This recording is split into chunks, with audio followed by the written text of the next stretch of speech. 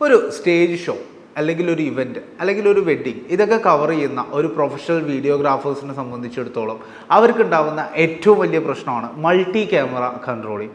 അതിനുള്ളൊരു അട്ടാറ് സൊല്യൂഷനാണ് ഇപ്പോൾ എൻ്റെ കയ്യിലുള്ള ഈ ഒരു കുഞ്ഞൻ പെട്ടിയിലുള്ളത്, ഹോളി ലാൻഡിൻ്റെ കോസ്മോ C2.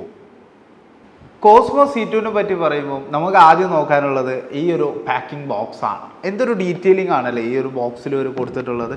ഭയങ്കര സേഫ്റ്റി എൻഷുർ ചെയ്യുന്ന രീതിയിലുള്ളൊരു ബോക്സാണ്. ഹോളി ലാൻഡിൻ്റെ കോസ്മോ C2ലേക്ക് വരുമ്പോൾ 2 ട്രാൻസ്മിറ്റർ യൂണിറ്റും ഒരു റിസീവർ യൂണിറ്റും ഡ്യുവൽ HDMI ആൻഡ് SD സപ്പോർട്ടും പിന്നെ NDI കപ്പാസിറ്റി കൂടിയിട്ടുള്ള ഏകദേശം 1 കിലോമീറ്ററോളം റേഞ്ച് വരുന്ന ഒരു പുതുപുത്തൻ ഐറ്റമാണ് ഹോളി ലാൻഡ് ഇപ്രാവശ്യം C2യിലൂടെ പുറത്തിറങ്ങിയിട്ടുള്ളത്. ഇതിൻ്റെ തൊട്ട് മുൻപത്തെ വെർഷനായ കോസ്മോ C1ൽ നമുക്ക് ഏകദേശം 300 മീറ്ററോളമായിരുന്നു റേഞ്ച് പറയുന്നത്. ഇപ്പോൾ അത് അപ്ഗ്രേഡ് ചെയ്ത് 1 കിലോമീറ്ററോളമാണ് കോസ്മോ C2ൽ ഹോളി ലാൻഡ് റേഞ്ച് കൊണ്ടുവന്നിട്ടുള്ളത്. അപ്പോൾ നമുക്കൊന്ന് കോസ്മോ C2നെ ഒന്ന് അൺബോക്സ് ചെയ്ത് നോക്കിയാലോ.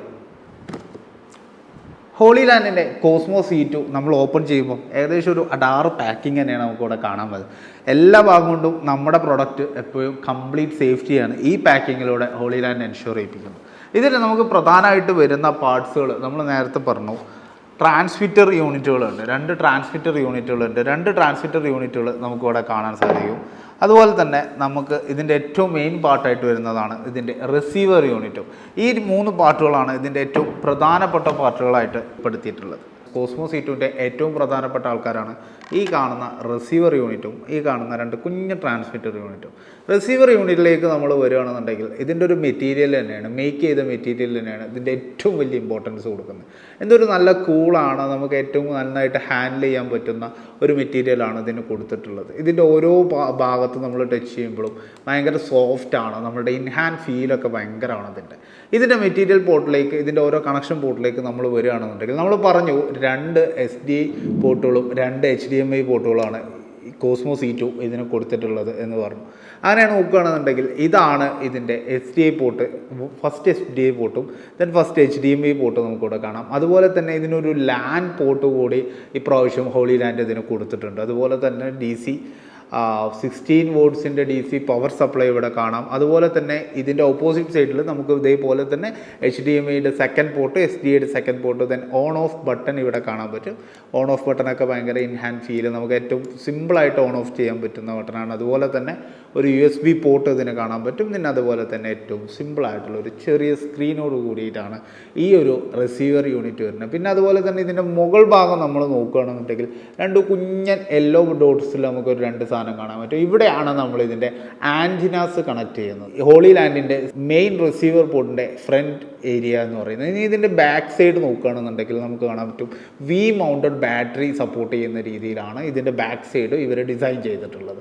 ഈ 2 ട്രാൻസ്മിറ്റർ യൂണിറ്റുകളും നേരത്തെ നമ്മൾ റിസീവർ യൂണിറ്റിൽ പറഞ്ഞ പോലെ തന്നെ 2 SDI ഇൻപുട്ടുകൾ വരുന്നുണ്ട്. അതുപോലെ തന്നെ HDMI ഇന്ന് വരുന്നുണ്ട്, ആൻറ്റിന കണക്ട് ചെയ്യാൻ പറ്റും നമുക്കിവിടെ. അതുപോലെ തന്നെ ഇവിടെ ഒരു കുഞ്ഞൻ സ്ക്രീനും അതുപോലെ തന്നെ USB കണക്ട് ചെയ്യാനുള്ള ഓപ്ഷൻസും ഉണ്ട്. ഈ രീതിയിലാണ് ആൻറ്റിനാസ് വരുന്നത്. നമുക്ക് ആകെ 6 ആൻറ്റിനകളുടെ ആവശ്യമാണ് ഈ ഹോളി ലാൻഡിൻ്റെ കോസ്മോ C2ൽ നമുക്ക് ആവശ്യമുള്ളൂ. പക്ഷേ കമ്പനി ഇവിടെ നമുക്ക് 7 ആൻറ്റിന തന്നിട്ടുണ്ട്. കാരണം എന്താണെന്ന് വെച്ച് കഴിഞ്ഞാൽ ഒന്ന് നമുക്ക് എക്സ്ട്രാ ആയിട്ട് തന്നിട്ടുണ്ട്. നമുക്ക് ഈ ആൻറ്റിന എങ്ങനെയാണ് കണക്ട് ചെയ്യുന്നത് എന്നുള്ളത് നോക്കാം. നമ്മൾ ഈ ആൻറ്റിന കണക്ട് ചെയ്യാൻ വേണ്ടിയിട്ട് ഈ കാണുന്ന യെല്ലോ ഡോട്ടുകൾ നമ്മൾ റിമൂവ് ചെയ്തതിന് ശേഷം നോർമലി നമ്മൾ ഈ ആൻറ്റിനയിലേക്ക് ടേൺ ചെയ്തിട്ട് കണക്ട് ചെയ്താൽ മാത്രമേ ഇവിടെ നമുക്ക് ഈ ആൻറ്റിന നമുക്ക് കണക്ട് ചെയ്യാം. നമുക്കിങ്ങനെ ആൻറ്റിനാസ് നമുക്ക് ചെയ്യാം. ഇത് ഫ്ലെക്സിബിൾ ആണ് കേട്ടോ. ഈ ആൻറ്റിന നമുക്ക് 360 ഡിഗ്രി കൺട്രോൾ ചെയ്യാൻ പറ്റും. ഫ്ലെക്സിബിൾ ആയിട്ടുള്ള ആൻറ്റിനാസ് ആണ്. നമുക്ക് 360 ഡിഗ്രി ഈ ആൻറ്റിന കൺട്രോൾ ചെയ്യാൻ പറ്റും. നിങ്ങൾക്ക് കാണാൻ പറ്റും നമുക്കിത് ഏത് സൈഡിലേക്കും എന്ത് ചെയ്യാൻ പറ്റും, മൂവ് ചെയ്യാൻ പറ്റും. ഭയങ്കര ഫ്ലെക്സിബിൾ ആയിട്ടുള്ള ആൻറ്റിനയാണ്. അതേ രീതിയിൽ നമുക്ക് എന്ത് ചെയ്യാം, എല്ലാത്തിൻ്റെയും ആൻറ്റിനാസ് കണക്ട് ചെയ്യാം. ഇപ്പോൾ നമുക്ക് കാണാം നമ്മളിവിടെ 6 ആൻറ്റിനകൾ കണക്ട് ചെയ്തു. എന്നാലും നമ്മളുടെ കയ്യിൽ ഒരു ആൻറ്റിന കൂടി ബാക്കിയുണ്ട്. ഞാൻ നേരത്തെ പറഞ്ഞു ഒരു സബ്സ്റ്റിറ്റ്യൂട്ട് ആൻറ്റിന കൂടി ഹോളി ലാൻഡ് കമ്പനി ഇപ്രാവശ്യം നമുക്ക് പ്രൊവൈഡ് ചെയ്തിട്ടുണ്ട്.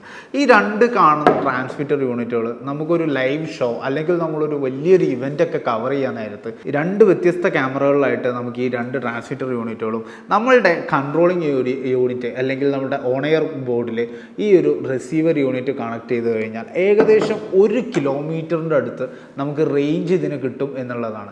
ഇതിന് മുൻപത്തെ വേർഷനായിട്ടുള്ള ഹോളിലാൻഡ് കോസ്മോസ് C1 ഏകദേശം 300 മീറ്ററൊക്കെ ആയിരുന്നു കമ്പനി റേഞ്ച് അവകാശപ്പെട്ടിരുന്നത്. ഏകദേശം ഒരു 984 ഫീറ്റൊക്കെയാണ് കമ്പനി ഇതിൻ്റെ റേഞ്ച് അവകാശപ്പെട്ടിരുന്നത്.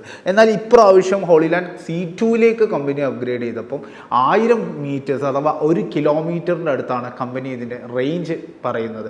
1 കിലോമീറ്ററിൻ്റെ അടുത്തുള്ള വീഡിയോസും അല്ലെങ്കിൽ വിഷ്വൽസും എല്ലാം നമ്മളുടെ ഓൺ എയർ ബോർഡിലേക്ക് നമുക്ക് വയർലെസ് ട്രാൻസ്മിഷനിലൂടെ കണക്ട് ചെയ്ത് കൺട്രോൾ ചെയ്യാൻ പറ്റും എന്നുള്ളതാണ്. പിന്നെ ഇതിൻ്റെ ഒരു ലൈവ് കവറേജ്, നമ്മളൊരു ലൈവ് കവറേജ് അല്ലെങ്കിൽ ലൈവ് ഷോ ചെയ്യുമ്പം റിയൽ ടൈം ആയിട്ടുള്ള വീഡിയോസും റിയൽ ടൈം ആയിട്ടുള്ള ഷോസും കാര്യങ്ങളും നമുക്ക് എന്ത് ചെയ്യാം, ലൈവ് കവറേജ് ചെയ്യാം. ലൈവ് ചെയ്യുമ്പോൾ നമുക്ക് എപ്പോഴും ഉള്ള ബുദ്ധിമുട്ടാണ് ഒരു ചെറിയൊരു ഡിലേ അല്ലെങ്കിൽ ഒരു ലാഗിങ് ഉണ്ടാവും. എന്നാൽ ഹോളിലാൻഡിൻ്റെ കോസ്മോസ് C2 നമ്മൾ C2 ഉപയോഗിച്ച് നമ്മൾ ലൈവ് ട്രാൻസ്മിഷൻ അല്ലെങ്കിൽ ലൈവ് കവറേജ് ഒക്കെ ചെയ്യുകയാണെന്നുണ്ടെങ്കിൽ ഒരു ലാഗിങ്ങും ഇല്ലാതെ റിയൽ ടൈമായിട്ട് നമുക്ക് എന്ത് ചെയ്യാൻ പറ്റും, വീഡിയോസ് ട്രാൻസ്മിറ്റ് ചെയ്യാൻ പറ്റും എന്നുള്ളതാണ് മറ്റൊരു പ്രത്യേകത. ഹോളിലാൻഡിൻ്റെ കോസ്മോസ് C2 വരുമ്പോഴുള്ള ഒരുപാട് ഗുണങ്ങൾ നമ്മൾ പറഞ്ഞു കഴിഞ്ഞു. വളരെ കോമ്പാക്റ്റബിൾ ആയിട്ടുള്ള ഡിസൈനോട് കൂടിയിട്ടാണ് ഹോളിലാൻഡ് കോസ്മോസ് C2 വന്നിട്ടുള്ളത്. അതുകൊണ്ട് തന്നെ നമുക്ക് ഡ്രോണ്, ജിംബൽ പോലെയുള്ള ക്യാമറ എക്യുപ്മെൻറ്റ്സിൽ ഈസി ആയിട്ട് ഹോളിലാൻഡിൻ്റെ കോസ്മോസ് C2 പ്ലേസ് ചെയ്യാം എന്നുള്ളതാണ്. ഇൻഹാൻഡ് ഫീൽഡ് തന്നെ ഞാൻ നേരത്തെ സൂചിപ്പിച്ച പോലെ തന്നെ വളരെ വെയ്റ്റ്ലെസ് ആണ്. നമുക്ക് ഭയങ്കര ഫ്രീ ആയിട്ട് യൂസ് ചെയ്യാൻ പറ്റും. ഇത്തരം എക്യുപ്മെൻറ്റ്സിലൊക്കെ നമുക്ക് യൂസ് ചെയ്യാൻ പറ്റും. ഇത്രയും നേരം നമ്മളിതിൻ്റെ ഡിസൈന്, സ്ട്രക്ചർ, കാര്യങ്ങളൊക്കെയാണ് സംസാരിച്ചത്. ഇനി നമുക്കിതൊന്ന് ഓൺ ചെയ്ത് നോക്കി പ്രവർത്തനങ്ങൾ എങ്ങനെയുണ്ട് എന്നുള്ളത് നോക്കാം. നമുക്ക് ട്രാൻസ്മിറ്റർ ഓൺ ചെയ്യാൻ വേണ്ടിയിട്ട് നമുക്കിവിടെ വരുന്നത് ഒരു ബാറ്ററി യൂണിറ്റ് ആണ്. അതുപോലെ തന്നെ നമ്മൾ റിസീവർ യൂണിറ്റ് ഓൺ ചെയ്യാൻ വേണ്ടിയിട്ട് നമുക്കറിയാം, നേരത്തെ നമ്മൾ പറഞ്ഞു ഇതിന് പവർ സപ്ലൈ ആണ്. പവർ സപ്ലൈ കണക്ട് ചെയ്യാൻ വേണ്ടിയിട്ട് ഒരു 16 വോൾട്സിൻ്റെ DC അഡാപ്റ്റർ നമ്മളുടെ ഇതിന് കൂടെ തന്നിട്ടുണ്ട്. DC അഡാപ്റ്റർ നമ്മളിവിടെ കണക്ട് ചെയ്യുമ്പം അതും ഇതുപോലെ തന്നെ ഹോളിലാൻഡ് എന്ന് പറയുന്ന എംബ്ലത്തോട് കൂടിയിട്ട് ഇവിടെ ഓൺ ആയിട്ടുണ്ട്. നമുക്ക് കാണാം, നമ്മളിപ്പോൾ ഒറ്റ ട്രാൻസ്മിറ്റർ മാത്രമാണ് ഓൺ ചെയ്തിട്ടുള്ളത്. അതുകൊണ്ട് തന്നെ ട്രാൻസ്മിറ്റർ B ആണ് ഇപ്പോൾ നമ്മളുടെ റേഞ്ചിലുള്ളത് കാണാൻ സാധിക്കും. ഇവിടെ റേഞ്ച് കാണിക്കുന്നുണ്ട്. അതുപോലെ തന്നെ അതിൻ്റെ സ്റ്റാറ്റസ് എന്താണെന്ന് കൂടി കാണിക്കുന്നുണ്ട്. അതുപോലെ തന്നെ ചാനൽ A, ട്രാൻസ്മിറ്റർ A നമ്മളിവിടെ കണക്ട് ചെയ്തിട്ടില്ല. അതുകൊണ്ട് തന്നെയാണ് ഇവിടെ നോ വീഡിയോ എന്ന് പറയുന്നത്. ഇതുപോലെ 7 ചാനലുകൾ നിങ്ങൾക്ക് ഇവിടെ കാണാൻ പറ്റും. അതുപോലെ തന്നെ ഇവിടെ നമുക്കൊരു 2 ലൈറ്റ് കാണാൻ പറ്റുന്നുണ്ട്. ഒന്ന് ട്രാൻസ്മിറ്റർ A അല്ലെങ്കിൽ ട്രാൻസ്മിറ്റർ B എന്ന് പറയുന്ന, ഇവിടെ പെയർ ചെയ്ത റിസീവേഴ്സിനെ ഗ്രീൻ കളറിൽ കാണാം. അൺപെയർ ആയിട്ടുള്ള റിസീവർ ആണെന്നുണ്ടെങ്കിൽ റെഡ് കളറിലും കാണാം. ഇപ്പോൾ രണ്ടും നിങ്ങൾക്ക് കാണാം, രണ്ടും നമ്മൾ ഓഫ് ചെയ്തിട്ടുള്ള അവസ്ഥയിലാണ്. കാരണം ഇതിൻ്റെ ഒരു പെയറിംഗ് കപ്പാസിറ്റി, എത്ര പെട്ടെന്നാണ് ഇത് ക്യാച്ച് ചെയ്യുന്നത്, ഈ ഒരു ട്രാൻസ്മിറ്റർ ഓൺ ആയിക്കഴിഞ്ഞാൽ എത്ര പെട്ടെന്നാണ് റിസീവർ ഇതിനെ ക്യാച്ച് ചെയ്യുന്നത് എന്നുള്ളത് നമുക്ക് കാണാൻ വേണ്ടിയിട്ട് നമുക്ക് രണ്ടും ഓൺ ചെയ്ത് നോക്കാം. ഞാൻ ആദ്യം തന്നെ ഇവിടെ ട്രാൻസ്മിറ്റർ നമ്മളിവിടെ ഓൺ ചെയ്യുകയാണ്. ട്രാൻസ്മിറ്റർ ഓൺ ചെയ്താൽ നിങ്ങൾക്ക് കാണാം ഹോളിലാൻഡ് എന്ന് പറയുന്ന ഈ ഒരു കുഞ്ഞൻ സ്ക്രീനിൽ നമുക്കിവിടെ ട്രാൻസ്മിറ്റർ ഓൺ ആയിട്ടുണ്ട്. നമുക്ക് കാണാം ട്രാൻസ്മിറ്റർ ഇപ്പോൾ നിലവിൽ ഓൺ ആയിട്ടുണ്ട്. ഇനി നമുക്ക് ഈ ട്രാൻസ്മിറ്റർ ഓൺ ആയ ഈ ട്രാൻസ്മിറ്ററിനെ നമുക്ക് ഈ ഒരു റിസീവറായിട്ട് കണക്ട് ചെയ്യാൻ വേണ്ടിയിട്ട് നമ്മുടെ റിസീവർ നമ്മൾ ഓൺ ചെയ്യുകയാണ്. റിസീവർ നമ്മൾ ഓൺ ചെയ്തു. നേരത്തെ പോലെ തന്നെ ഹോളിലാൻഡ് എന്ന് പറയുന്ന ഒരു എംബ്ലത്തോട് കൂടിയിട്ട് റിസീവർ ഓൺ ആയിട്ടിരിക്കുകയാണ്. റിസീവർ ഓൺ ആയി ഇവിടെ സ്ക്രീൻ ഒന്ന് മാറിക്കഴിഞ്ഞാൽ തന്നെ ഓൺ ദ സ്പോട്ടിൽ നിങ്ങൾക്ക് ഇവിടെ ലൈറ്റ് മാറുന്നത് നിങ്ങൾക്ക് കാണാൻ പറ്റും.